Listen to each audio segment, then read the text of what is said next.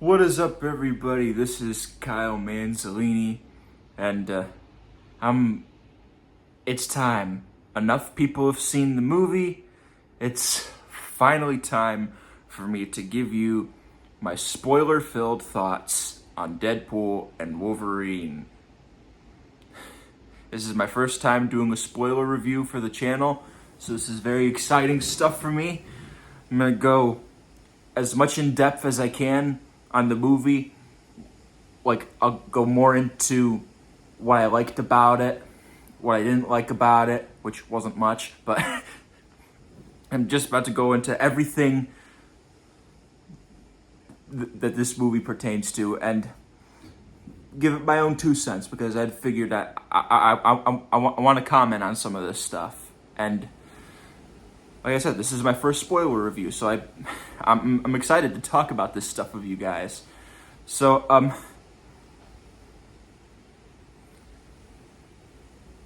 this movie is like the most Deadpool out of all of the Deadpool movies. I mean, don't get me wrong, the first 2 Deadpool movies have much better stories to them. Well, I thought the story in this one was solid. It's easily the most entertaining out of the 3. And also, I just recently went to go see the film again. And it's interesting because you think the audience wouldn't be as much of as reactive as they were the first viewing, but boy, look, I'll get to that first viewing of the movie and how my crowd went in a sec. But when I just recently went to go see the movie again, there was still quite a bit of reactions from the audience. Like, not any cheers or anything per se, like when I first saw the movie opening weekend, but there was still plenty of laughter coming out of the audience when I went to go see the movie again. I was impressed. Like, that hardly ever happens. But when you make a movie as consistently funny as the Deadpool movies, like, it's hard not to laugh. Unless you're really tired of Ryan Reynolds' shtick, then there's no way you're not gonna laugh at this movie. Well, at this movie's jokes, per se. Because this movie is just so consistently funny. To the inside baseball jokes, to the all the meta humor and references and all that stuff. Some of the other jokes in there were pretty funny too. Like, Deadpool really did not hold back on taking on Disney, Fox, even joking a bit at Mad Max. I thought it was pretty funny. And the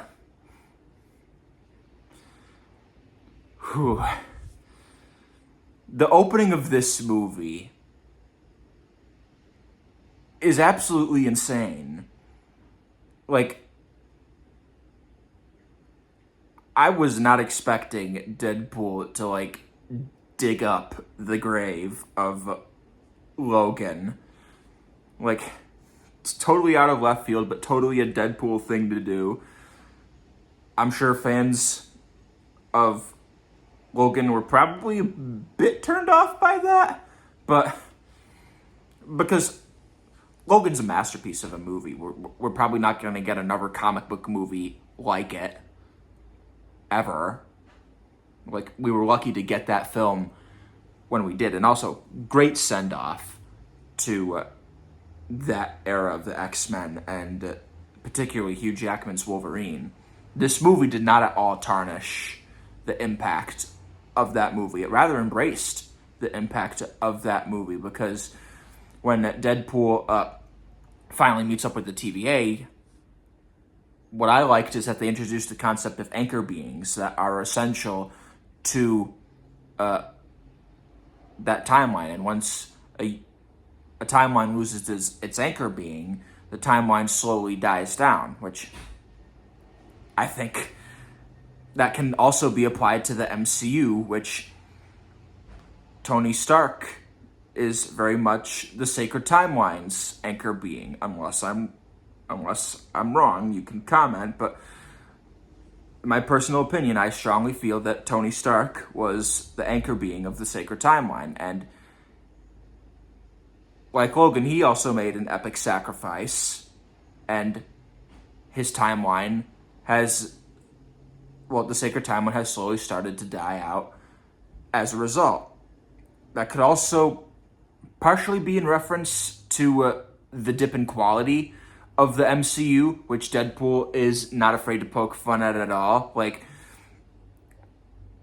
when Wolverine wakes up in the TVA after being drunk at the bar, Deadpool's all like, "Welcome to the MCU, buddy. You're kind of joining at a bit of a low point, though." Stuff like that is just pretty funny. But the fact that they're able to call out that Marvel in that way, and that they've had made mistakes since Endgame, just goes to show you that they just aren't afraid to poke fun at themselves, and I commend them for that. And back to the opening of the movie after he completely desecrates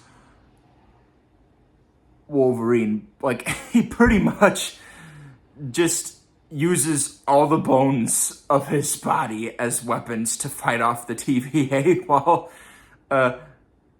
while using NSYNC's Bye Bye Bye and have him dancing during the credits. That was great.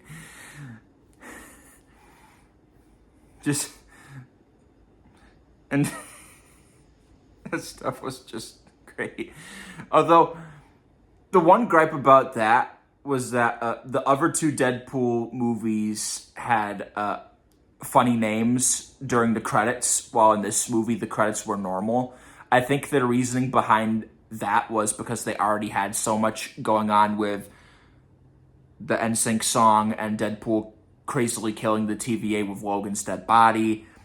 I just think it would have been a bit overkill to do the funny names again, this time with all that other stuff going on.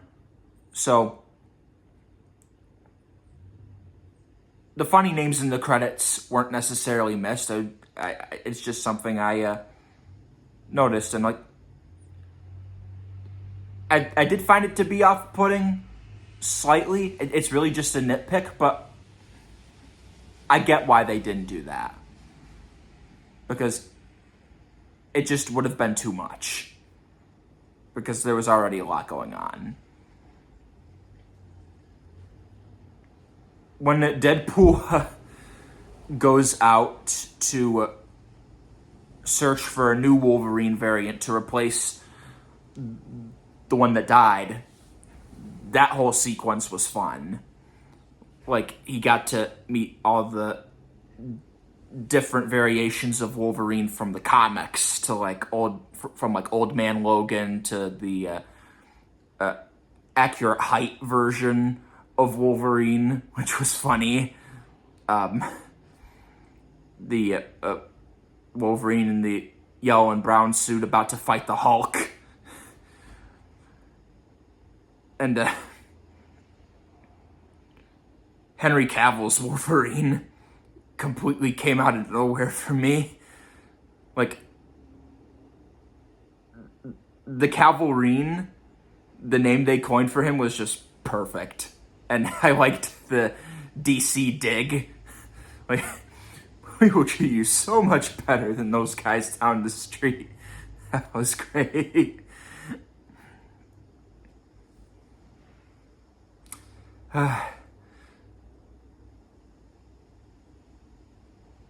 Also, I meant to mention earlier in the movie, Jon Favreau's Happy Hogan.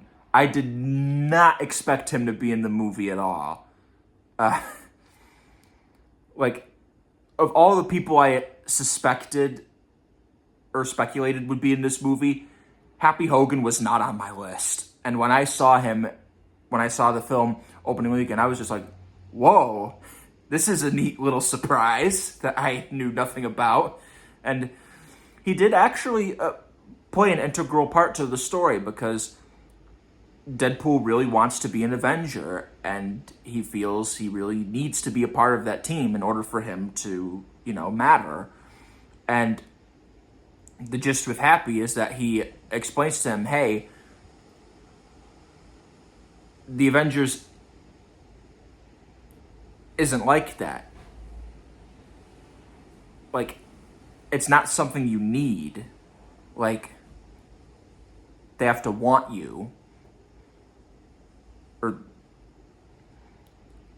yeah. Because being an Avenger is a high-duty task. And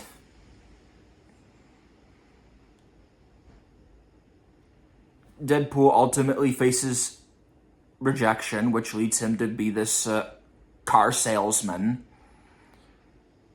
And it's not the life that he wanted, but hey, that's what he's got going for him right now until the TVA show up at his door.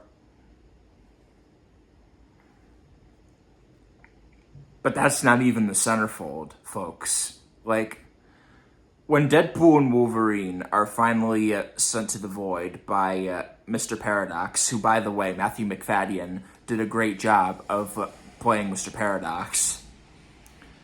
Their first fight in the void, Deadpool and Wolverine, by the 20th Century Fox logo, was great.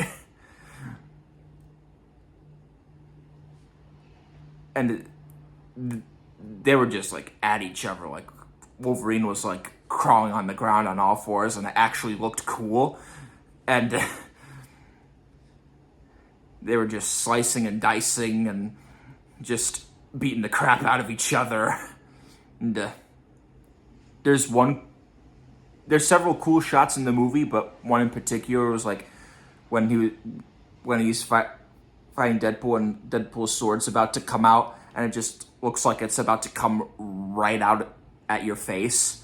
Like, I didn't see the movie in 3D, but I would imagine that would have been a great 3D effect.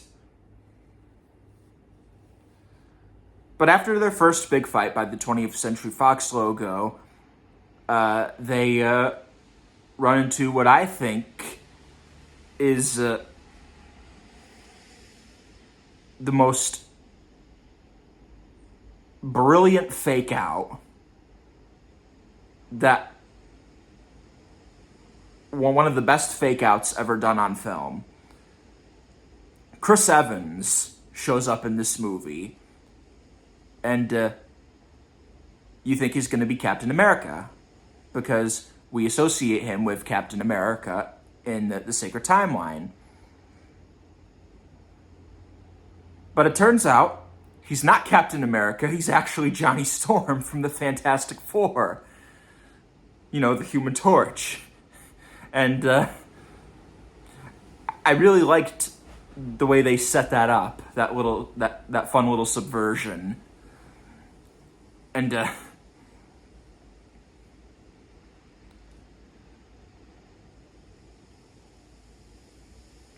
then not long after, Deadpool and Wolverine and the Human Torch go to Cassandra Nova's base, where Deadpool tries to rat Johnny Storm out because he called her all these awful things, which Johnny thinks is an accusation, but as we get to the end credits scene, it turns out he did say all those awful, naughty things about her. But gets his skin peeled right off, and you see everything. And I was not expecting them to go that far in terms of like gore and all that stuff. Like, the budget for just the gore and all the blood had to have been nuts. I'm sure most of it was CG anyway. Although some of the blood might have been real, but there was some CG. I could only assume there was some CG blood because some of it looked CG, but it didn't take me out of the experience at all.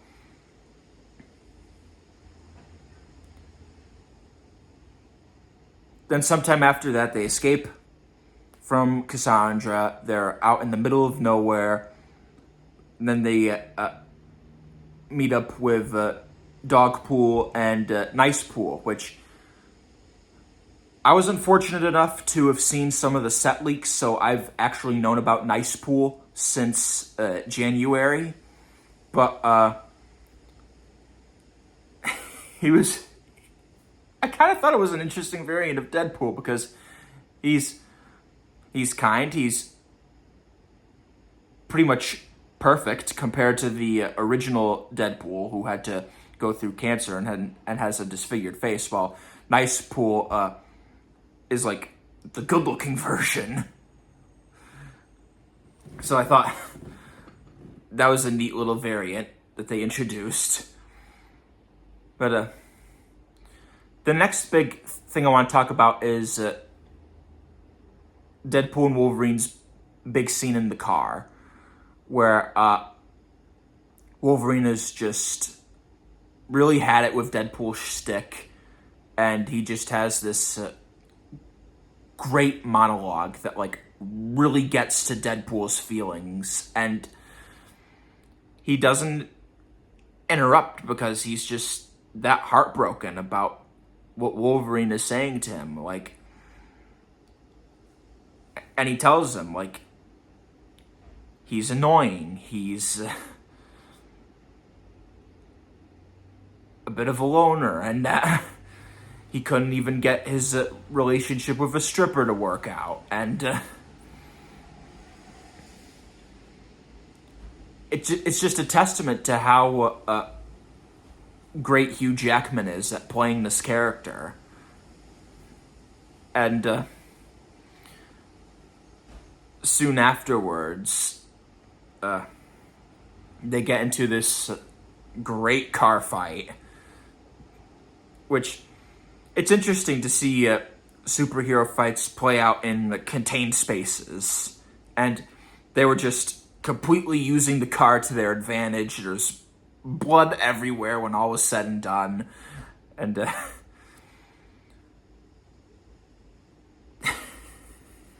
it was just a great scene. And before they even got into the fight, Deadpool didn't even want to get into the car because it was a Honda Odyssey of all things. And in the middle of their fight, Deadpool's like, "You know what? I take that back. The Honda Odyssey kind of rocks." And then a mysterious visitor shows up and drives them off to this base of sorts. Well, this mysterious person drives them away because the Deadpool and Wolverine were tired from fighting each other senselessly in the car. But we get to some... I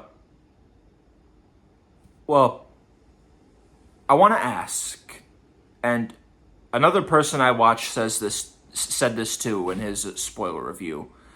At what point do you call them cameos if they're in the movie for more than 5 to 10 minutes? They've essentially just become supporting characters at this point. So they're not just in the movie just to be in the movie for like, hey, remember me? No, like they actually played a pivotal role in the story, and this team that they've assembled, this rebellion against Cassandra Nova, the people they picked to be a part of this team, I actually thought was done really wisely. Like, they went for the best of the best. So, the first person they run into is Jennifer Garner's Elektra, which I kind of had a feeling she would be in the movie because she did The Adam Project with Ryan Reynolds, and Sean Levy also did that movie. And I'm sorry if I keep going on too many tangents, but Sean Levy has truly leveled up as a director with each movie. Like, his journey from the Night at the Museum films to Stranger Things to Free Guy to this is just nuts. Like, he has proven himself to be a worthy director, not just with character moments and just fun moments, but the dude is also great at directing action. Like, because this movie has some slickly directed action sequences. But yeah, it's just interesting to see Sean Levy grow as a director. Okay, tangent over. Back to the supporting characters. After Jennifer Garner's Elektra is revealed, then out of nowhere, I'm sure nobody was expecting this, not even me, but Wesley Snipes, his Blade, shows up, and my crowd went nuts. Because we haven't seen Blade in years, or at least that version of the character, which there's really only been one Blade, and that remark is made in the movie, which, like, that's very bold of you to say, but with how the development of the MCU Blade is going, that may very well be true. But one of my favorite of these supporting characters was Channing Tatum's Gambit. Like, it was so nice to finally see him as this character. Like, before Disney bought Fox, there was supposed to be this Gambit movie that they were going to do, and Channing Tatum was going to play him. And we haven't known much about Gambit other than the fact that his superpower is dealing cards that explode. And it's just kind of a cool skill set for him to have. But that project ultimately never got made. So I thought it was nice that they touched upon that when they introduced him in Deadpool and Wolverine. And I thought, while it was really nice to finally get to see that casting come to fruition, he actually, I thought, delivered with what he could as the character. Like, he's a bit jokey because he's in a Deadpool movie, and I kind of liked it for that. And some of the one-liners he says are just gonna turn into memes. Like, I can see it already.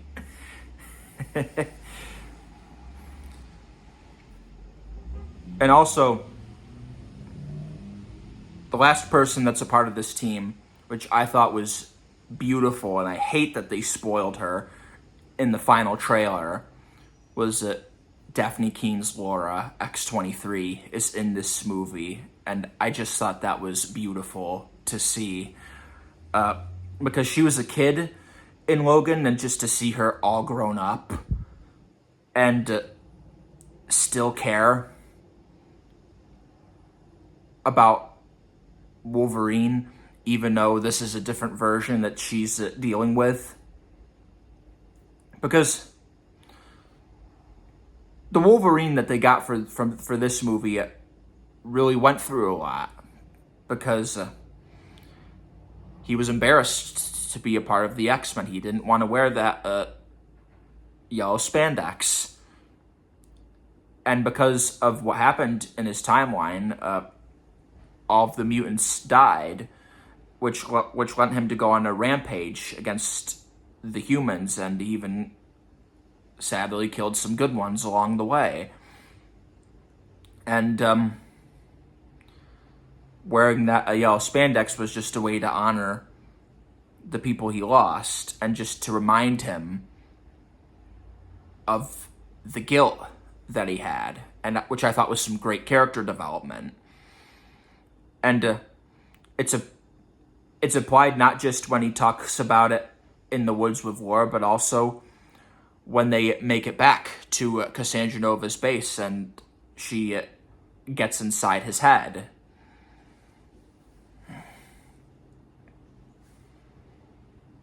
When they do return to Cassandra's base, that big brawl that they had with the whole team fighting every one on Cassandra Nova's side was great. Just to see them all utilize all their skill sets. Also, I thought the effects for how Cassandra got into these, how she was able to get into your mind with all her fingers like moving around. And Deadpool had an interesting way of describing that. Earlier in the movie, where was the intimacy coach?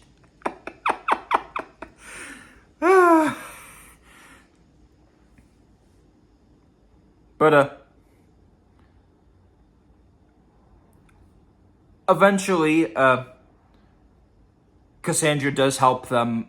Well, Deadpool and Wolverine help them get back to Deadpool's timeline to try and so that Deadpool and Wolverine can try and stop Paradox from using this time ripper or whatever to just quicken the destruction of his timeline. And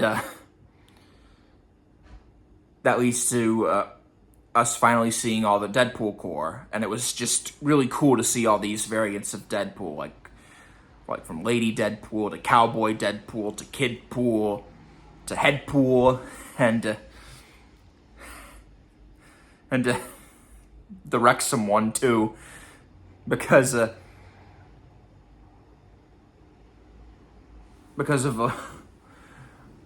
Ryan and his association with Wrexham, and that was just great. And so the Deadpool core is basically just there to stall Deadpool and Wolverine from preventing them from stopping Cassandra Nova's plan, which leads to a glorious fight. But before that happens, Deadpool brutally killed. Well, Deadpool just absolutely just killed Nice Pool. It was technically Lady Deadpool and all the other Deadpools that were shooting at him. Deadpool just used Nice Pool as a shield, which was great.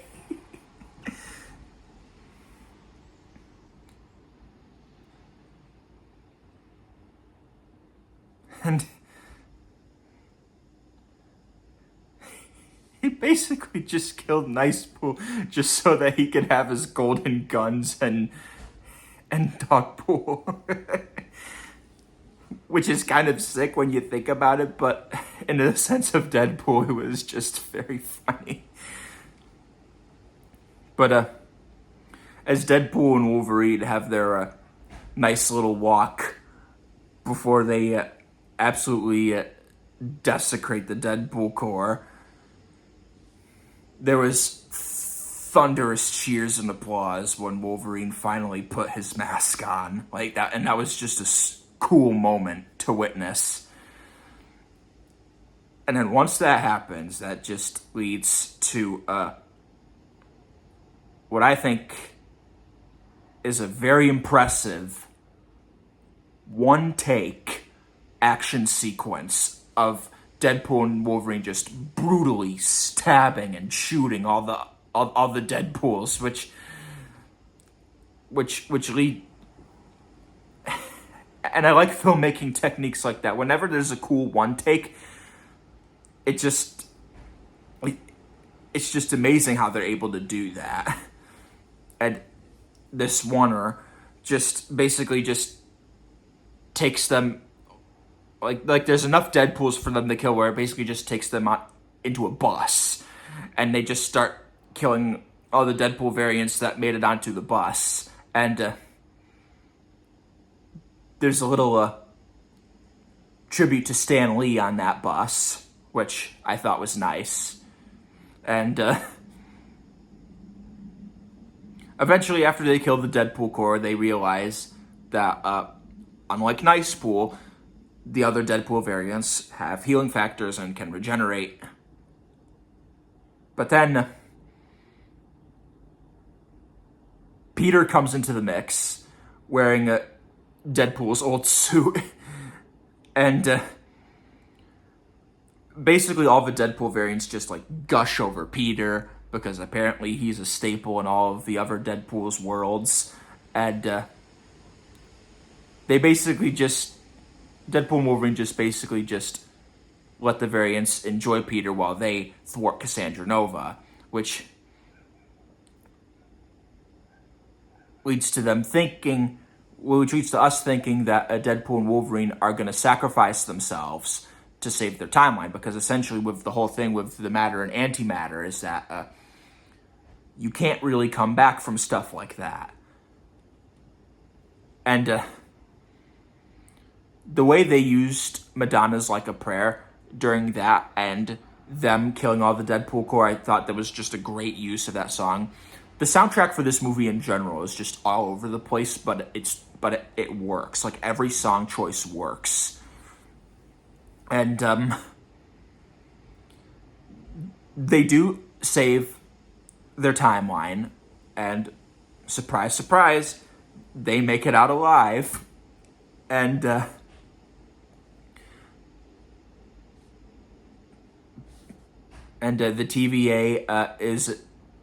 TVA sentences Paradox for his crimes, and Cassandra Nova dies, and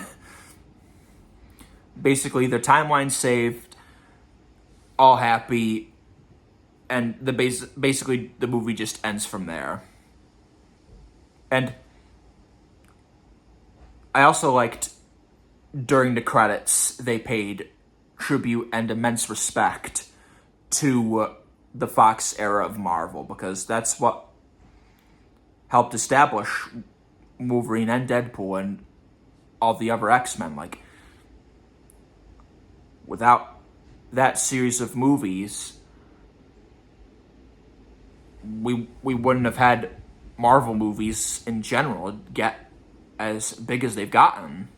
And without the X-Men, we certainly wouldn't have gotten the Avengers and all those other movies.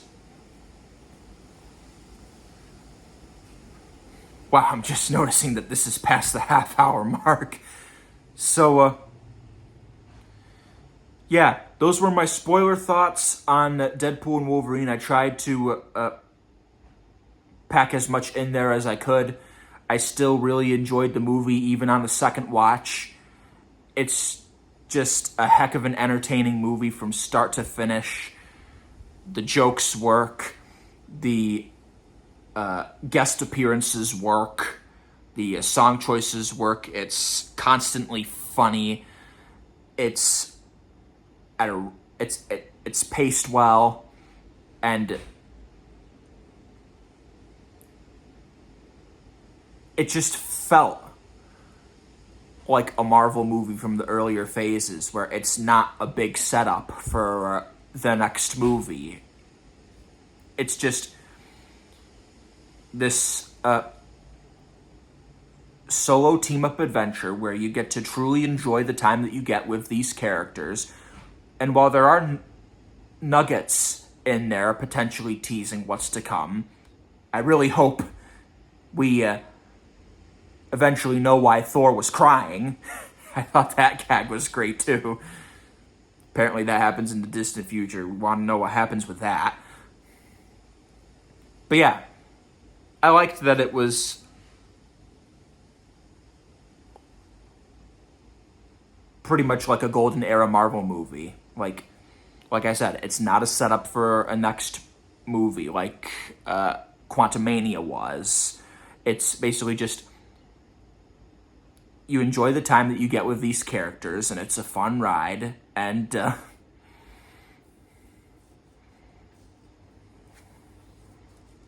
yeah.